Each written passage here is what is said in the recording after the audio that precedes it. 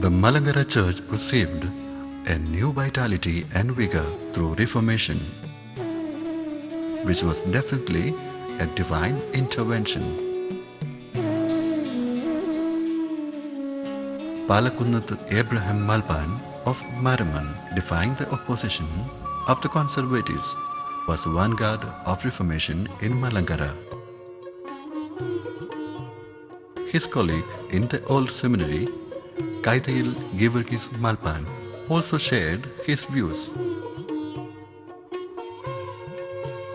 Kaithayil Givargis Kathanar and his brother Koshi Kathanar were celibate priests, and both were determined to be faithful to their inner voice. Abraham Malpan, who was in the leadership role, had to suffer many a hardship, including imprisonment, as he stood firm in his conviction. Abraham Malpan wished to translate the Taksa into Malayalam so as to make it available for ordinary people. Prayers and Holy Kurbana for the dead, death anniversary rituals, prayers to the saints and so on, they were unscriptural and were to be removed. He dreamed of reforming the church by removing the evil traditions and practices and thereby making the Taksa scriptural. The then Metropolitan Chepatmar Dionysius regarded this a challenge to his episcopal authority. As a reaction to this, he excommunicated the Maraman parish altogether. An unscriptural practice of taking a wooden idol in a procession and minting money out of that was to be stopped. Abraham Malpan threw the idol of the Muttappan into a well. The church leadership, which opposed such Reformation activities, excommunicated Abraham Malpan from the church.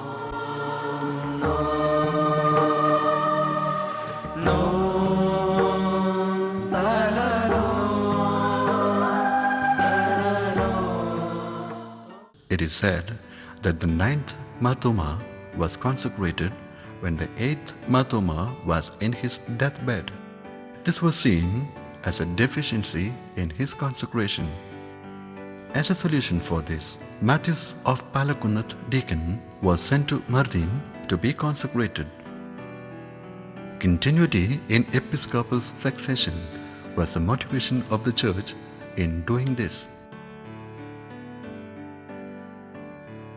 By the grace of God, he was consecrated as Metropolitan when he was only 23 years old. He was known as Matthews Mar Athanasius. He was of the conviction that Reformation and Renaissance are the two sides of the same coin. He firmly believed that the Reformation is possible only when the ordinary people are oriented for the same.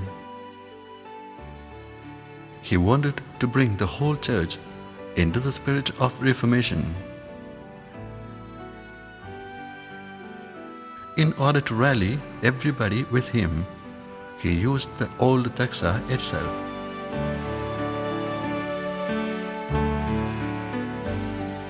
Abraham Malpan entered into his eternity in 1845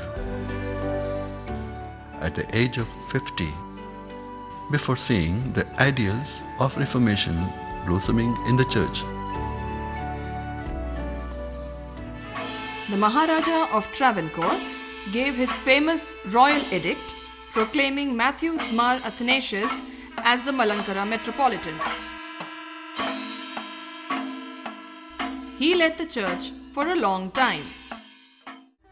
The famous Parimala Mar Gregorius was ordained a deacon by Matthews Mar Athanasius.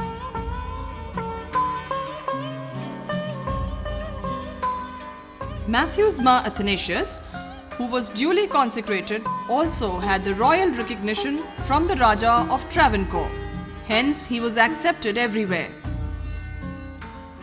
Mar Dionysius, who was settled in Chepat after abdicating his throne as Malankara Metropolitan was weak due to old age. Mar Athanasius reached there and gave necessary care to him till his demise. Mar Dionysius was given every respect suited to a metropolitan, and his funeral was conducted appropriately. Mar Athanasius was keen to safeguard the independence of the Thoriur Church. He wanted to see that both the Malankara Church and Thoriur Church were of mutual support. During these times, the seminary teaching was disrupted. In order to resume the seminary activities, the well-loved and scholarly Thomas Mar Athanasius was consecrated in 1868 as his suffragan. This action was to change the tradition of consecrating the bishop only after the demise of the incumbent, and also to show that the Malankara Metropolitan had the right to do the same. Till then, the Metropolitans were consecrated only with the permission of the Patriarch of Antioch. During these times, the Christians in many places had to do bonded menial labor in Hindu temples. Hard punishments like keeping them in rivers with water to their neck level was inflicted even on women. Once, while Matthews Mar Athanasius was travelling on a boat, he saw the sorry plight of women as they were being punished by the temple lords.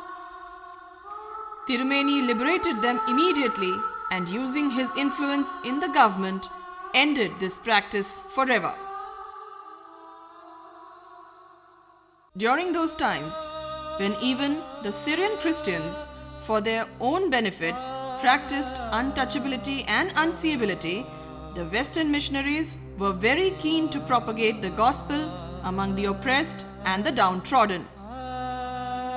The Nadar women in South Travancore were permitted to cover the upper parts of their body only after they embraced Christianity.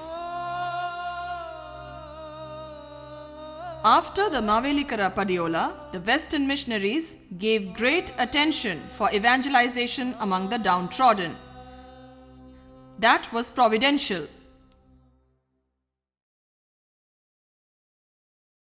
A Tamil Brahmin by name Ramayur accepted Christianity with his entire family. He joined the Anglican Church, and that incident had great impact in the Kerala Church. This person became an Anglican clergy. He was known as Reverend Justus Joseph or Vidwankuti. Great hymns like Stutipin Stutipin, Kanta Tamasam Indaho, and so on came out of his pen.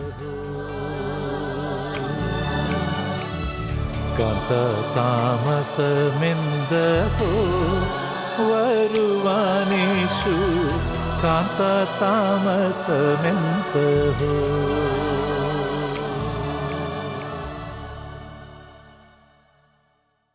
By 1875, he prophesied that the second coming of Christ would happen within 5.5 years, and this baffled the ordinary innocent people.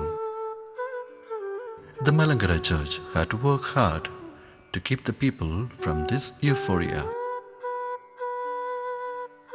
About 10,000 people from 1,500 families were influenced by the teachings of Vidwankuti. The spirit-filled verses composed and set to music by Justus Joseph, Mutampakal Sadhu Kochukunyubadeshi, Moshavalsalam Shastriyar, K.V. Simon, V. Nagal, P.V. Kochutumi, Kochukuru, Chekot Ashan, and so on are sung in different parts of the world.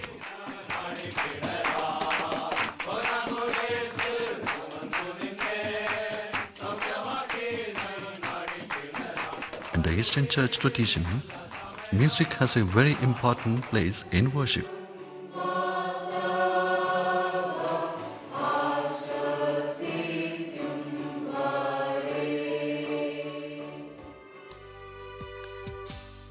ദുഃഖത്തിൻ്റെ പാ പാത്രം കർത്താവിൻ്റെ കയ്യിൽ തന്ന സന്തോഷത്തോടതു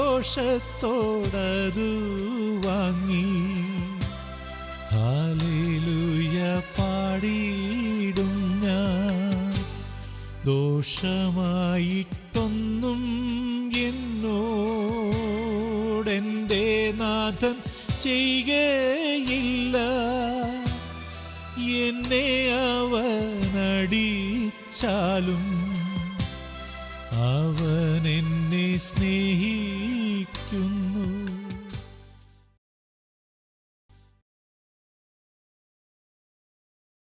Polycotil Mar Dionysius, who was consecrated by the Patriarch of Antioch, made a claim for the position of Malankara Metropolitan, and thereby the royal proclamation made in favor of Matthews Mar Athanasius was cancelled. The Patriarch of Antioch convened a synod at Mulanduruthi in the year 1857, in which Matthews Mar Athanasius was humiliated much. By this synod, the Malankara Church was brought to a stage in which she had to seek permission of the Antiochian See for every spiritual and physical matters. The Patriarch divided the church into various dioceses, and the diocesan administration was handed over to the newly consecrated bishops. When Matthews Mar Athanasius passed away in the year 1877, a glorious era in the Malankara church history ended, which was noted for his great and eminent personality.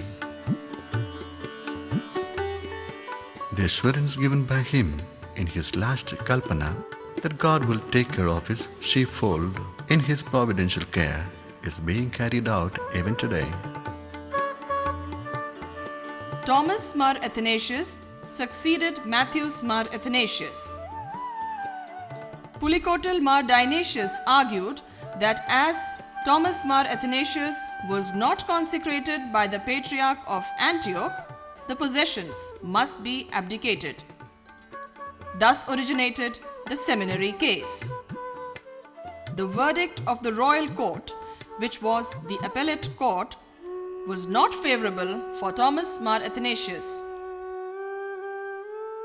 The court pointed out no aberration of faith or illegitimacy of consecration, but Thomas Mar Athanasius had to vacate the seminary. There was no litigation for Kurtamala, Mallapalli, Pundala, Elendur, Kuripalli and Kottarakara churches. As a symbol of oneness in the name of God, Chenganur Parayapalli is still kept as a common worship place for both the Orthodox and the Mathama churches.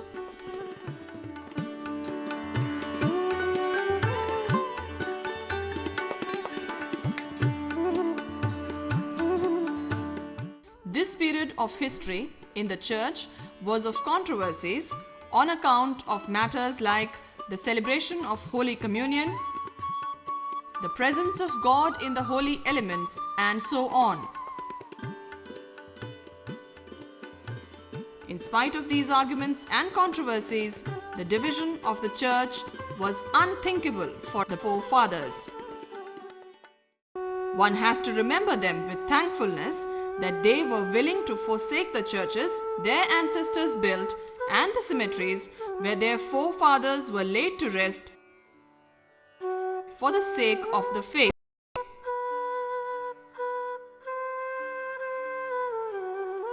The tearful laments and prayers that came out of the thatched huts they temporarily built for worship was heard by God, and as a witness to that, hundreds of beautiful churches are seen in different parts of the world today.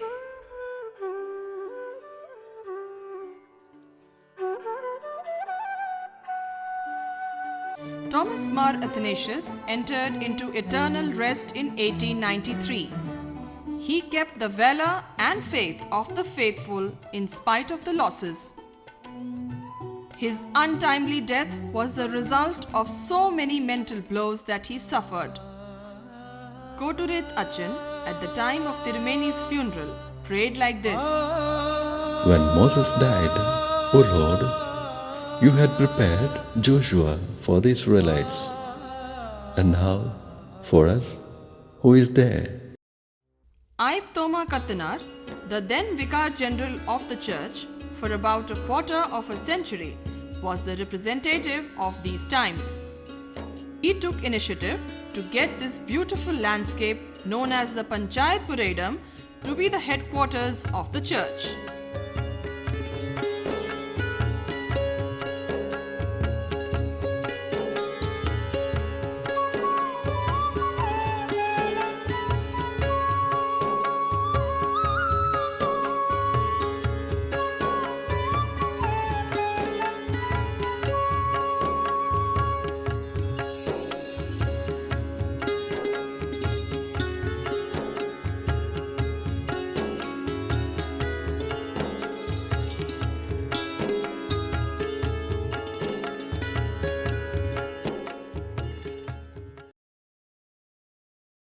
When there was no metropolitan for the church, due to the unexpected demise of Thomas Mar Athanasius, Joseph Mar Athanasius, metropolitan of Toriur, and his suffragan Georgis Mar Kyrillos were gracious enough to consecrate a metropolitan for the church. This second son of Abraham Malpan was consecrated by the name Titus I at Kottayam Cheriyapalli. The Madhuma Church was willing to consecrate bishops for the Thoriur Church as well, when and where the need and request came. The name of Tharath Chantapilla Kathanar is ever remembered for the stone support given to the church at the time of the consecration of Titus I. He gained the Zion Hill campus at Kottayam, where the Mathoma Theological Seminary and the Mathoma Higher Secondary School exists. Trust in God and innocence were the characteristics of Titus I.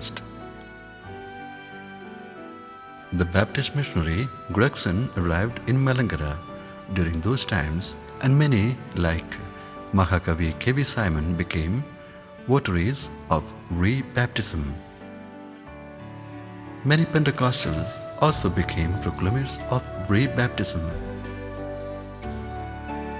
Hundreds of schismatic groups began to come up after 1905. The efforts of Rt.Rev. Joseph Kathanar to stabilize the church against the stand of re-baptism through his exhortations were edifying and encouraging. Titus I was guided by God victoriously in angelic protection in front of his enemies.